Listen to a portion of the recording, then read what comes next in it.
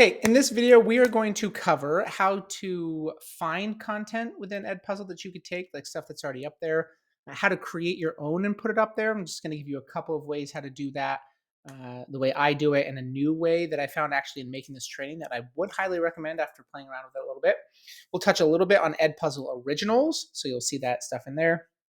And then we will go through very quickly how to insert questions, how to trim videos, add voiceovers, audio responses, really make those interactive video lessons. This won't be too terribly long of a video. We are going to cover a lot of information. So feel free to go back and rewatch some things as necessary. So you should be logged into EdPuzzle by now, because that was your previous task. Just in case you didn't see that, edpuzzle.com, log in, select I am a teacher. It's easiest if you have a Google or a Microsoft account, sign up with Google, and then it'll drop you in here. So in order to find content in here first, you can just search for like history, like this, and there's going to be a whole bunch of history videos here. You can then also filter by different subjects, by different grade levels. So maybe I'm a ninth grade history teacher and I want it about the United States, and maybe I want all those videos to come from YouTube. These are all things that fit that criteria. If you have, if Dan Carlin puts, yeah, there we go. So um, if you have a video that you know on YouTube, you can just go find that video on YouTube. You can copy the URL, go back to EdPuzzle, and then it will find that video for you automatically in EdPuzzle, which is super nice, which then brings you to the editor. So we'll come back to that piece here a little bit. I do want to talk briefly about how to make your own content. So I am recording this video right now as we speak using an extension called Screencastify. I love Screencastify. I have the paid version. It's 100% worth it. If you're looking for a screen recorder, that's my favorite for a couple of reasons. So let me show you actually my favorite reason. I can take any video. So I don't know what this video is, but I can take any video, and after I've recorded it, I get my little preview window here, and then I can automatically export that to YouTube, upload that to my YouTube channel, and then I can grab that URL and put it into EdPuzzle. It is that fast, just like I did with that one. So that would be my preferred method. However, anytime I use EdPuzzle, that's how I do it. Now, in making this video, I also found this EdPuzzle extension. So I put the link to that EdPuzzle extension right here. This seems to be pretty darn great. It is a recorder just like Screencastify is. You can do your tab, your desktop, or just your webcam. You record, and then once you're done, it automatically takes that video. Let's see if I can do it. I can. Look at this. Very cool. So now I'm recording here using my, ooh, that is trippy. All right, we're losing it. All right, we're getting here. So when I am done with this video, it automatically takes my video and it drops me into the editor. So I can trim my video. I can do different things to this. I can pick my thumbnail here. It allows me, it just drops it directly into EdPuzzle, which is super, super nice. And I can just upload my video directly to EdPuzzle. So actually for kicks and giggles, let's just do that to see what that process is like. Yeah, so super cool. So if you were to be making your own content, I would absolutely be either using the EdPuzzle extension, that seems to be pretty slick, or Screencastify is tried and true, and I love it. Now, once you are in EdPuzzle here and you have your your video, whatever video you want.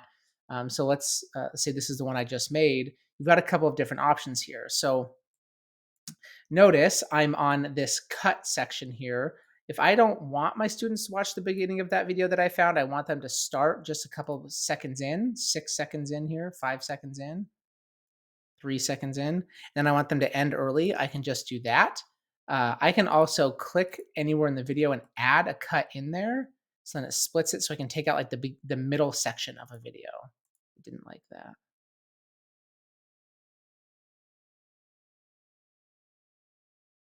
Maybe because it's not fast enough. It's not long enough.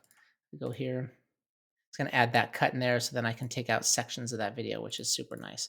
For whatever reason, it's screwing with me. And that always happens when you try to make a video. So you can add those different cuts in there. You can trim the beginning and the end if you want. You can also add in voiceovers. And so as the video is going, you can talk over the video and kind of narrate what you're seeing. And then the most commonly used feature in here is to insert questions. So you can click down here on the timeline anywhere you want in the video. And then over here, you can decide to add in different types of questions. So I just clicked on multiple choice question. This is my question. Uh, this is my first answer. Second answer. I can add in multiple answers in here. And then I just have to select one of them as the correct one. And that's it. I can just go to somewhere else in the video. I can put that somewhere else in the video. I scroll down here and I hit save. Now you'll notice this little bubble, this little dot right here. So now when students get to this portion in the video, click here, it automatically stops and it asks them this question. Then I can click to other spots in the video like this. I can add in different types of questions. So here's an open-ended question. Super cool. You can add in these different types of, like, you want to do math questions or pictures or links to outside resources. You can allow students to record responses back to you. Simply hit save. And then maybe I don't want a question in here. Maybe I just want to add in a little note. Pay attention to the scenery. I don't know, right? So, or I can record my voice to them. Just allow my microphone over here. Got it? Yeah. Hit save. And then when I'm done, I simply hit finish over here. And it's going to save my question. So how we get that to our students is in the next module. I just wanted to get you through some of those quick things here real quick. So we just covered very quickly how to make your own content, how to find content, and how to trim and edit videos within EdPuzzle. If you go back to the Canvas course right here, here are your action steps. There we go. Now I'm just playing because it's late. I want you to go in and create a practice video lesson. If you go in and you find one that's already here, great. Nope. That's what I get for goofing around.